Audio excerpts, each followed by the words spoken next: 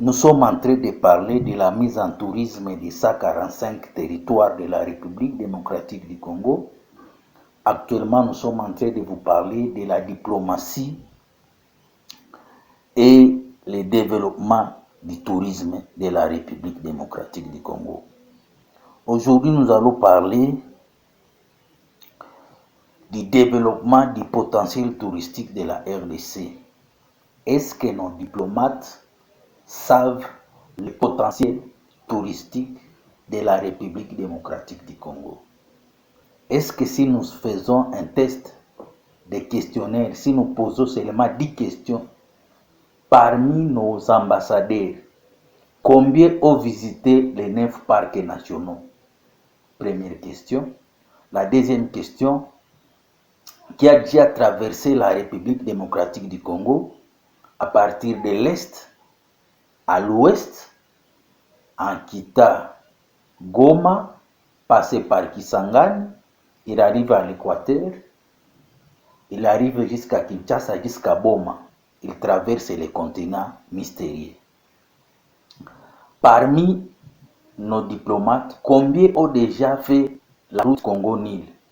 On quitte Bumba, vous passez par Raketi, vous arrivez par Niagara, Dougou, Faradje, jusqu'à Nil. Parmi les diplomates, combien fait la traversée des grands lacs africains?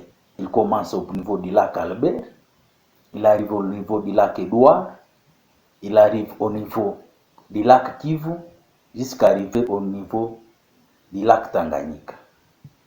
Parmi les diplomates, combien ont fait la traversée du Kwango, Kassai, jusqu'à arriver à Sado, à Dilo?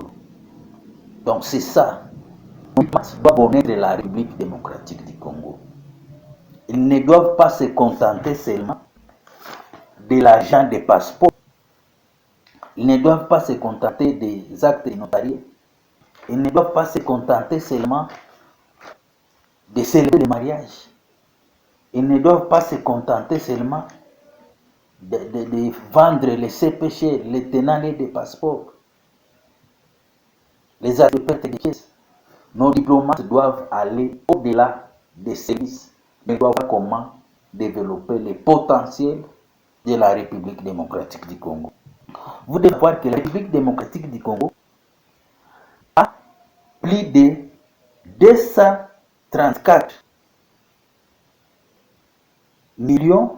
500 hectares. La République démocratique du Congo. Donc vous devez connaître que nous avons un grand potentiel par rapport au Rwanda et au Burundi, autour de 55 000 hectares. Donc, pour vous dire que la grandeur du territoire et son développement est très différent du développement humain. C'est ce que nous voulons vous parler lorsque nous vous disons de la comparaison. Vous devez savoir que la République démocratique du Congo est plus grande que la France, la Belgique, l'Hollande, l'Allemagne, le Danemark, la République tchèque, l'Autriche, la Slovénie, la Suisse, l'Italie, l'Espagne et le Portugal. Donc c'est ça le grand potentiel. Plus de 11 pays réunis ensemble que ces pays peuvent atteindre la dimension de la République démocratique du Congo. Donc si vous êtes ambassadeur seulement de la province du Haut-Ouélé, c'est plus grand que la Belgique. Donc vous êtes quelqu'un qui doit voir la population avoir de voir ses propres intérêts. Donc c'est très important que la jeunesse, nous puissions les enseigner à partir de l'école primaire et secondaire. Et nous avons des potentiels énormes que nous devons développer.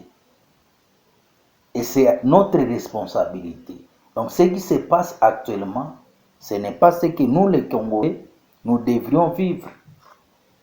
Parce qu'on demande pourquoi nos diplomates mettent des morts tragiques. Est-ce que nous savons, qu'est-ce qu'on nous enseigne à l'école maternelle? Ou bien nous avons mal compris la République démocratique du Congo?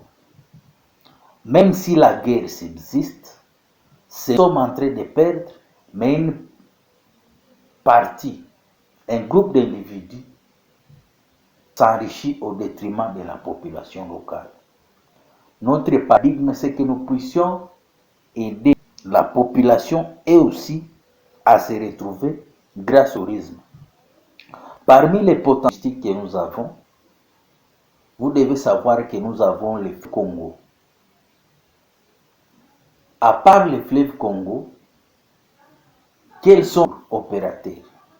Des gens qui sont capables de prendre un touriste à partir de Moanda, vous l'amenez jusqu'à Kinshasa, il arrive jusqu'à l'Équateur, à Kisangani, il descend à Kindu, il descend à Ngolo, arrive à Kasongo, arrivé au lac Tanganyika, jusqu'à Dar es Salaam sur l'océan Indien. Donc ce sont des potentiels énormes à développer. À part cela, nous avons plus de 80 réserves, 9 parcs nationaux. Nous avons des réserves communautaires. Qu'est-ce qu'on a avec? Donc si les diplomates se contentent seulement des services, des tenants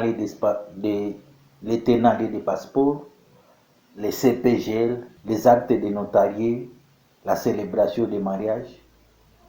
Donc ce que nous ne savons pas, nous avons. C'est pourquoi nous sommes en train d'enseigner, de changer le paradigme de la DGS, développer les services. Vous offrez les services, vous êtes payé pour que la population puisse se retrouver. Si je suis en train de vous dire que nous ne voulons pas de diplomates qui vont se contenter à rester dans les bureaux, mais nous voulons voir des diplomates qui vont faire la descente sur le terrain, voir les potentiels touristiques et comment on peut développer ces potentiels touristiques. Si je suis en train de vous montrer ces images, d'autres ont fait la diplomatie avant nous.